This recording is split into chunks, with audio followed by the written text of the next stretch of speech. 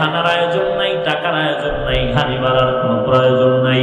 এর নবীর উম্মতের দল, এই যে মোহাব্বতের নজরে সবাই বসে আছে, বিছানাটাও বড় দুর্বল। আপনাদেরকে যদি কেউ বিয়ার অনুষ্ঠানে দাওয়াত দিয়া এই চাটাই দিত, মোহাব্বতে কেমন জুতা খাইতো। কিন্তু এখানে যারা বসে আছে কারো মনে কোনো কষ্ট নাই, নাই তো নাই। যদি জিজ্ঞাসা করা হয়, হে আল্লাহ পাকের বান্দা, আপনারা এখানে যে বসলেন এই নরমাল বিছানায় কতক্ষণ বসে থাকবেন?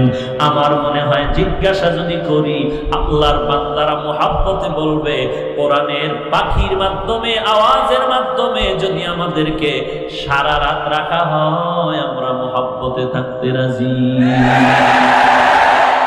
ই কালামে জিন্দ